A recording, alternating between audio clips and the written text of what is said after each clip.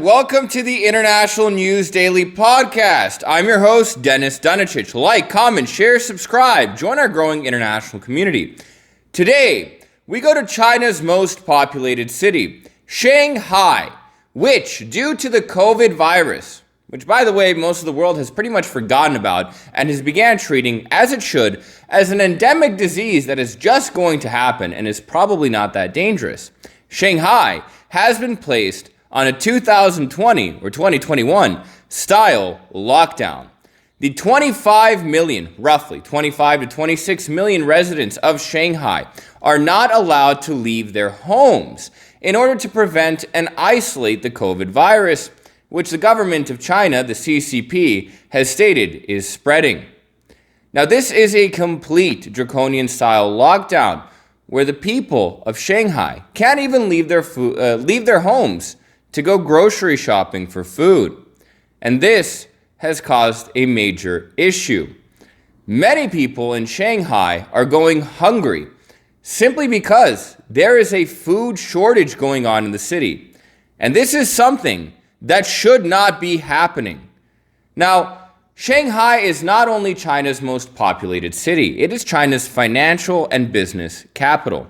This is a wealthy city with wealthy residents who have access to food and should not be starving at any moment. This is not Western China that is underdeveloped and in many places looks like parts of the Southern Hemisphere. This is China's wealthiest city. Now, not only that, from a logistical and food perspective, and what is the most relevant thing here, Shanghai is the world's largest port city. There should not be a single case where anyone in Shanghai is missing food, period. Now, realistically, this is not so much a food shortage as it is a logistical problem. If the government of China is to be believed, the food is there in Shanghai. The problem is taking it that last 100 meters, figurative 100 meters, and bringing it to the residents. Now, while the CCP, the Chinese government, and its leaders, Xi Jinping, and pretty much every official at every single level in China have an extensive history of just not telling the truth, this is probably true. Many citizens have had to begin relying on themselves to get food, and that simply isn't enough. Now, during previous lockdowns, the Chinese government provided its residents and citizens who could not leave their homes with food. But in this case, it has not been able to do so for various logistical and other major challenges that the government is facing. As such, private companies have had to jump in and fill the government's shoes. But there is still a major problem. There is a shortage of labor for people to deliver the food themselves, and also a shortage of vehicles to be able to drive across and deliver the food themselves. Shanghai is one of the world's largest cities. You can't just walk around. You do need a vehicle to deliver things such as food. Now, in addition to this, a lot of panic buying did occur at the beginning of this lockdown, which was March 28th.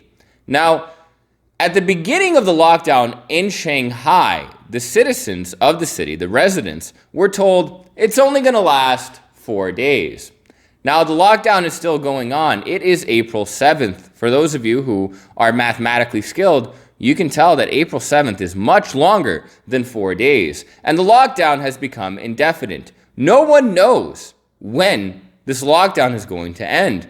No one knows when they're going to be able to leave their homes. No one knows when they're going to be able to go to the grocery store. And the driving force behind this lockdown was, as mentioned, a resurgence of the COVID-19 pandemic or virus in China. But realistically, only 23,107 cases have been detected across the country. That is what inspired this lockdown. 23,107 cases. Now, I know that sounds like quite a lot. It sounds like a large number if you're in a smaller city or a smaller country, but China is the world's most populated nation. 23,000 cases, roughly, is nothing. That is nothing. Now, 19,300 and something cases of these 23,000 were detected in Shanghai. Because of this, the government reacted by completely shutting the entire city down. However, of all of these cases detected in China, only 1,300 were symptomatic. And in Shanghai, only 398 people were symptomatic.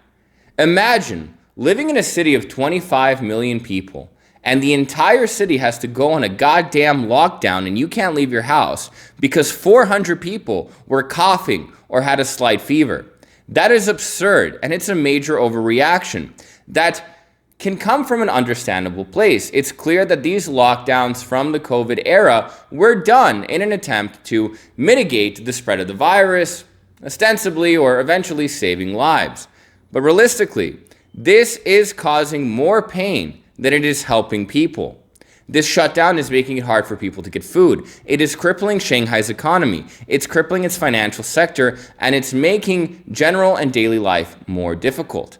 Now, the Chinese government is doing this to differentiate itself from the West, which is pretty much not forgotten about COVID, but has began treating it as an endemic disease that is not as hurtful as it previously was. And it's not. Many people all over the world over the past 2.5+ years since the pandemic has emerged have become naturally immune by developing COVID themselves or have been vaccinated. People that get COVID tend to not even get symptoms, or they tend to really just not die. It is no longer a danger to lead to such major lockdowns, which cause more pain and hurt the economy more than not locking it down does. Now, Shanghai is not the only city that is under lockdown in China. Other major cities, which we reported on about a month ago, primarily Changchun and Jilin, are still under such a draconian lockdown. Millions of people, truly countless amounts of people, are under a draconian, undemocratic, and forced lockdown because of a virus that really is no longer dangerous. What China is doing is wrong. What China is doing is undemocratic. And what China is doing, in the best case, is completely misguided and is going to hurt their country. Economically speaking, the port of Shanghai, which is the busiest port in the world, has already seen a decrease of cargo busyness, so the amount of cargo coming in and being processed, by 40%. That is crippling for the local economy, and it will be damaging for China's general and national economy. Let me know what you think in the comments. Let's have a nice, open, constructive debate. Do you think what China is doing is right? Are you one of the COVID crazies that think everyone should be locked up at home? Or are you normal and think that China should, like the rest of the civilized world, begin getting back to a normal life? Thanks for tuning in. I'll see you next time.